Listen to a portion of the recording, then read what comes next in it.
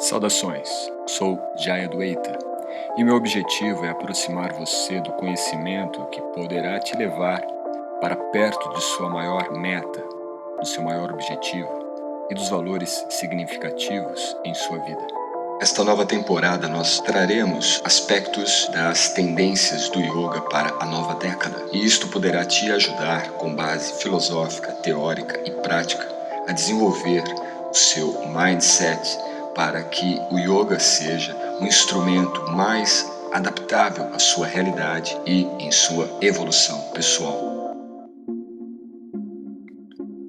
Você já deve ter percebido os ciclos que a vida tem. Assim como nós passamos ao longo de um ano por verão, primavera, outono e inverno, a vida humana também tem, ao longo do seu ciclo, diferentes fases, diferentes etapas. E não apenas a forma ou a nossa condição humana, senão que tudo o que está ligado à condição material passa por diferentes ciclos. E quando me refiro à forma humana ou à natureza humana e seus ciclos, eu me refiro à natureza corpórea humana e seus ciclos.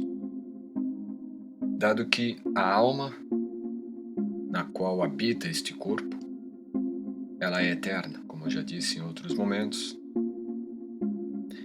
mas este corpo que habita em nossa alma, essa extensão do nosso ser, que é o corpo, ele passa, sem dúvida alguma, por diferentes ciclos. E vamos a um exemplo. Todos aqui, eu, você, todas as pessoas que você conhece, independente da faixa etária, pode ser uma criança, pode ser um adulto, pode ser um idoso, pode ser um bebê recém-nascido. Você tem essa referência, você conhece diferentes etapas, diferentes estágios da vida em um corpo, não é? É justamente estes diferentes estágios que me refiro. Os ciclos dos corpos materiais. Nós podemos entender, e segundo é apresentado no Bhagavad Gita também, nos versos 8 a 12 do capítulo 13, que é o tema ainda destes episódios do Yoga Mindset, nós vemos a seguinte fala dada aqui por Krishna e que é muito importante. Ele diz: a percepção segundo a qual o nascimento, a morte, a velhice e a doença são condições desfavoráveis. E o termo em sânscrito para isto também é bastante interessante.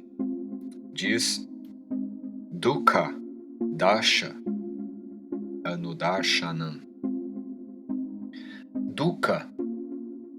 Dukkha é o oposto de Sukha. Mas o que é Sukha para eu saber o que é Dukkha? Dukkha, Sukha. Sukha fica fácil de entender se relacionamos a sua raiz,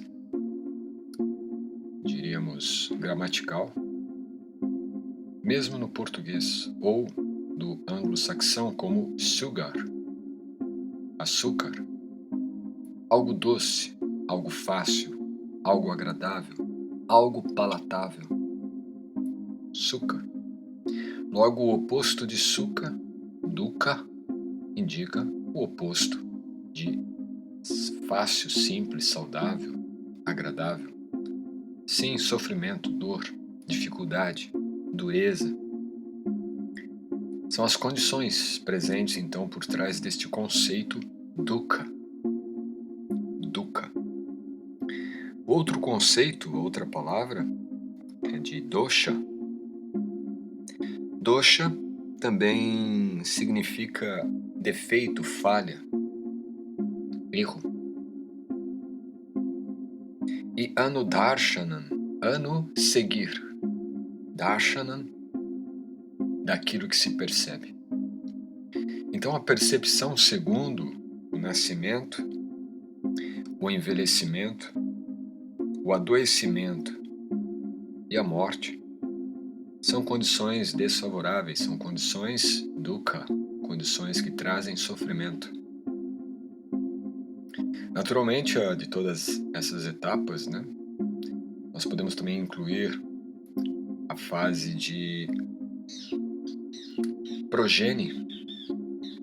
Após o nascimento, nós temos a fase de progenie. Depois, a fase de adoecimento, nós temos então a decrepitude e, por fim, a morte. Então, seriam no total 6 etapas, não é? Mas podemos aqui reduzir essas 4, que são as 4 bases, e que nós podemos sim entender que o nascimento é o melhor estágio, não é? Quando nós temos um nascimento, seja de um filho, seja de um sobrinho, seja de alguém próximo a nós, ou mesmo de algum conhecido, de algum amigo, é um momento muito feliz, de muita alegria, de muita satisfação, naturalmente. Agora, os outros são realmente condições de sofrimento. A condição do nascimento é posta aqui justamente porque ela pode sim trazer também um tipo de sofrimento. Por exemplo, para pais que tenham uma compreensão, às vezes pouco extensa, pouco profunda a respeito daquela alma que ali está como seu filho, passa a desenvolver determinados comportamentos também que tragam sofrimento a ele. Como, por exemplo, não saber lidar com a doença, não saber lidar com algum problema que o filho venha a ter. Então o nascimento passa a se tornar também uma preocupação às vezes. E não que esse seja o problema, mas o problema está sendo justamente a adequação daquela pessoa, daquele pai, a esta nova situação. De forma alguma o nascimento é algo ruim, algo negativo. Mas a forma como nós nos relacionamos com ele pode se tornar algo negativo, o que é realmente muito ruim, muito triste.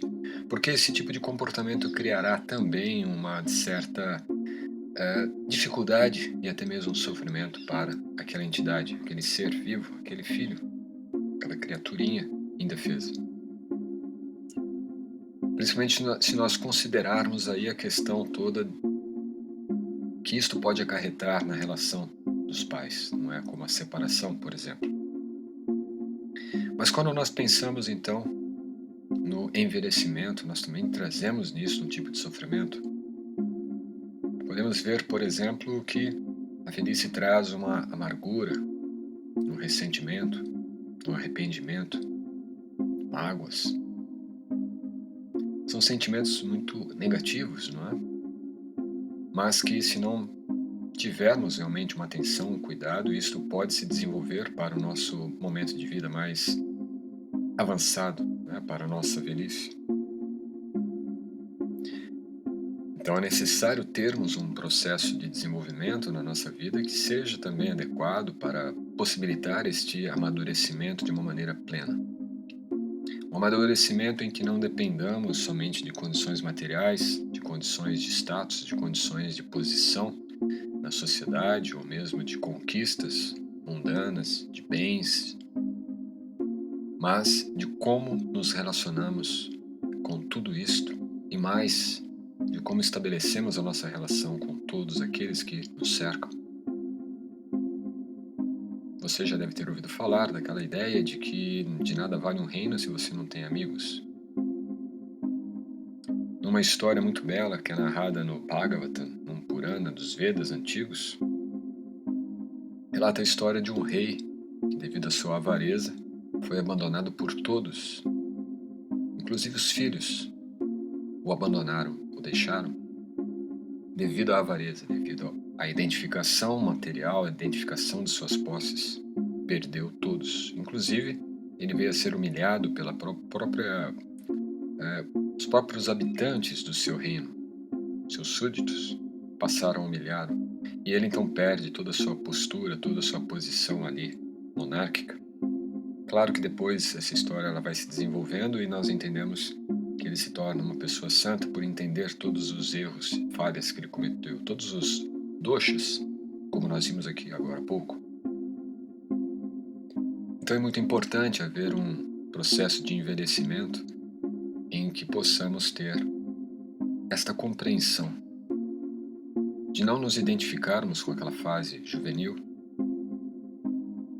com aquela fase de vitalidade, mas entendermos que nesse processo de amadurecimento deixamos de ter apenas uma interação, muitas vezes até mesmo de forma pouco prudente, para agora passar por uma posição de expressar, ensinar, transmitir sabedoria, experiência de vida. E que naturalmente essa experiência não diz respeito apenas a se tornar alguém que vai ser um consultor de negócios, não é? Mas aquele que pode ensinar os seus filhos, seus netos e outros membros da sociedade a como viverem de forma plena, saudável, conectada com o Supremo ou com valores elevados.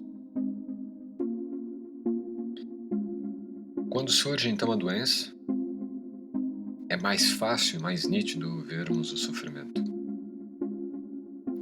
E geralmente a doença ela se desencadeia depois de nós termos cumprido de forma equivocada muitos processos ao longo da nossa vida.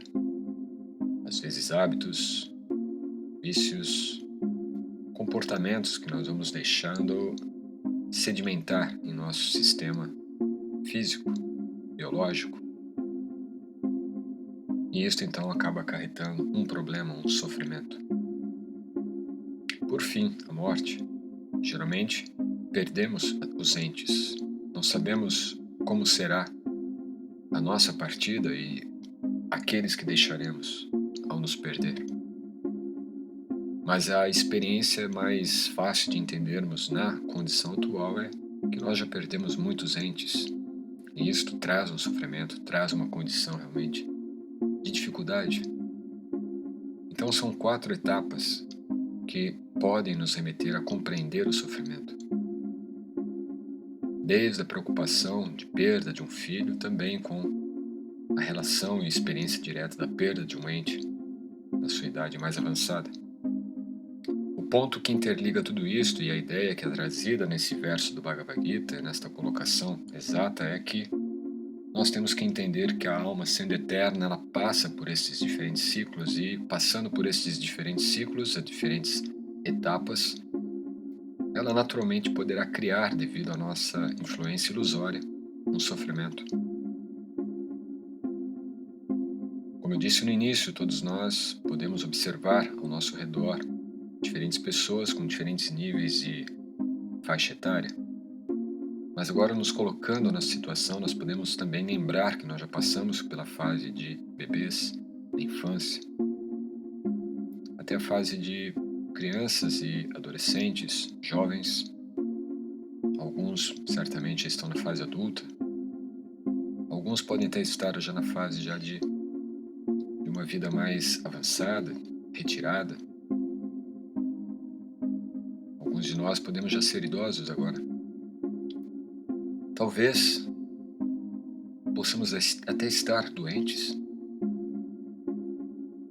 Quem sabe já não estejamos até mesmo no leito de morte. Não sei quem poderá ouvir esse podcast depois. Mas são condições. Mas veja que todas estas condições são de passagem. São de uma travessia. Como já dizia Guimarães Rosas, nós estamos num processo. E este processo é natural. Ao longo de toda a história humana, esse processo ocorreu. Se você pega uma foto antiga, uma foto qualquer, do início do século passado, por exemplo, e você observa em cidades, principalmente da Europa, a população pelas ruas, em fotos em preto e branco, às vezes imagens de pessoas olhando para a câmera assustadas com aquele novo instrumento tecnológico da época, e você olha e observa o que essas pessoas viviam, sentiam, pensavam, qual era a motivação de vida delas. Foram pessoas que passaram pelo planeta e hoje já não estão mais presentes em seus corpos. Mas aquelas almas todas que nós vimos continuam vivas, continuam existindo em alguma outra dimensão, ou talvez até mesmo neste planeta. Mas, naturalmente, não é uma visão espírita, é uma visão de alma não condicionada. Obviamente, quando nós falamos de almas que estão existindo ainda, elas não estão no mesmo corpo, não estão assombrando outros corpos. Essa visão é um pouco infantil, uma visão pouco inteligente. A alma, ela não tem uma identificação com o corpo. Ela não está, de certa forma, limitada a existir somente em um corpo determinado. Até porque este corpo, como nós estamos expressando aqui, ele passa por estas mudanças. Mudanças que, assim como pensamos numa cadeia de rolamentos, né? Numa indústria onde tem ali um processo de produção e aquelas esteiras rolantes, assim é o ciclo. Estamos passando sobre essa esteira em diferentes fases da vida e progredindo. Nós temos que progredir. Nós temos que usar cada momento da nossa vida para progredirmos, de entendermos quem somos e o porquê de estarmos aqui. Não importa muito o como nós viemos para cá, como nós sairemos daqui. O mais importante é o porquê. O porquê estamos, o porquê viemos e o porquê sairemos de onde estamos hoje. Portanto, esta percepção segundo a qual o nascimento, envelhecimento, adoecimento e morte são condições desfavoráveis à nossa vida é porque são condições que nos atam emocionalmente, psicologicamente, fisicamente, a condições que desviam o nosso olhar do objetivo real, desviam o nosso olhar de compreender com profundidade aquilo que deve ser compreendido. Como numa situação em que nós possamos estar completamente inebriados, assustados, temerosos, com a possibilidade de um meteoro cair ou se chocar com o planeta. E enquanto nós ficamos assustados, preocupados com esse incidente possível, não vemos o real fato no qual nós estamos inseridos dentro de um material onde tudo é regido por riscos, perigos, incertezas. Então, muitas vezes, todos os meios que nós temos ao nosso redor, meios de comunicação, de informação, controlam o que nós fazemos, no que nós direcionamos nossa atenção. E, em última instância, isso irá desviar a nossa atenção para coisas banais e tirá-la daquilo que realmente é essencial. Por isso, esse verso nos lança para buscar essa percepção de entender realmente o motivo disto. E não para fugir dessa realidade, mas para entender, de compreender, em meio a estas condições que são desfavoráveis, o porquê. O porquê da morte, o porquê da doença, o porquê do envelhecimento e também o porquê do nascimento. Se nós não estabelecermos essa primazia de um questionamento, e não um questionamento também pueril, infantil, mas um questionamento profundo do seu ser, o diálogo seu com o absoluto. De acordo com a visão védica, mesmo a visão do yoga, esta é a base de ciência. A verdadeira ciência deve nos levar a questionar o porquê. Embora tenha perdido séculos e séculos apenas decifrando o como. No yoga, buscamos o porquê. O porquê nós devemos, então, observar e entender que estas condições são desfavoráveis. Um dos motivos é o apego que nós desenvolvemos mesmo em condições desfavoráveis. Quando essas condições desfavoráveis existem para nos orientar, no sentido de que devemos nos desprender desses problemas e simplesmente manifestar a nossa finalidade na vida, o nosso papel, o nosso porquê da vida, que é amar e dar sentido através do amor a todos, desde o nosso mais simples e insignificante ato até o ato mais complexo e transformador que nós possamos ter e trazer para o mundo, para as pessoas. Porque se nós ficarmos apenas observando e temerosos diante os sofrimentos causados por essas condições, ficaremos realmente condicionados ao que a vida material quer.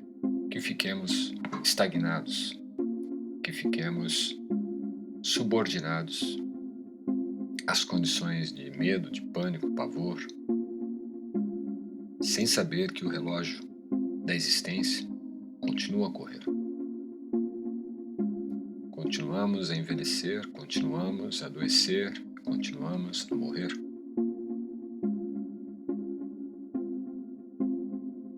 A lição principal deste verso e deste episódio de hoje é como nós podemos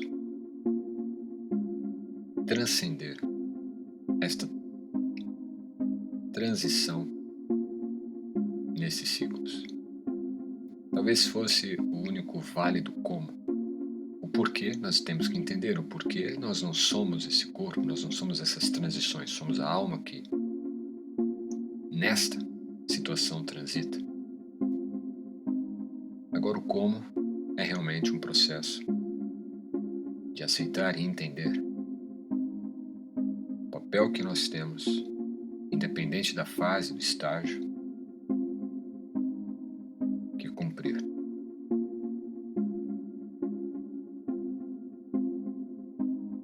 Até o próximo episódio. Namaskar.